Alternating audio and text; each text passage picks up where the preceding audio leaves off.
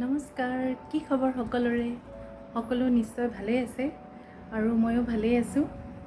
আৰু আজি হৈছে 5 জুন, অৰ্থাৎ বিশ্ব পৰিৱেশ দিৱস, ৱৰ্ল্ড এনভাইৰনমেণ্ট ডে।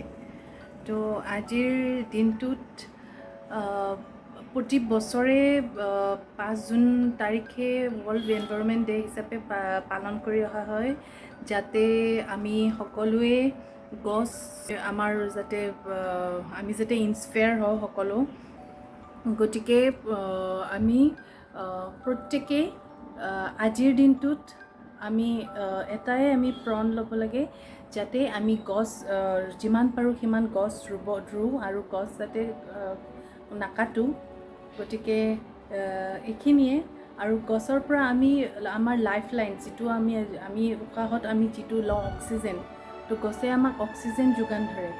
গছৰ পৰা আমি ফল মূল চবখিনি গছৰ পৰা পাওঁ। গছ নহ'লে পানী নাপাওঁ।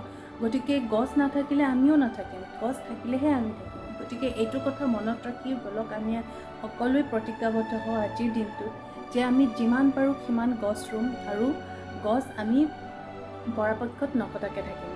গতিকে আজি এই বিশ্ব পৰিৱেশ দিৱসৰ দিনাখন এইটো প্ৰতিজ্ঞা মনৰ মাজত লৈ পেলাই সকলো আগবাঢ়ো বলকচোন। আৰু এতিয়া আজি এই বিশ্ব পৰিৱেশ দিৱসৰ লগত সংগতি ৰাখি বিহুৱে এটা ধুনীয়া ডান্স পাৰফৰ্ম কৰিছে।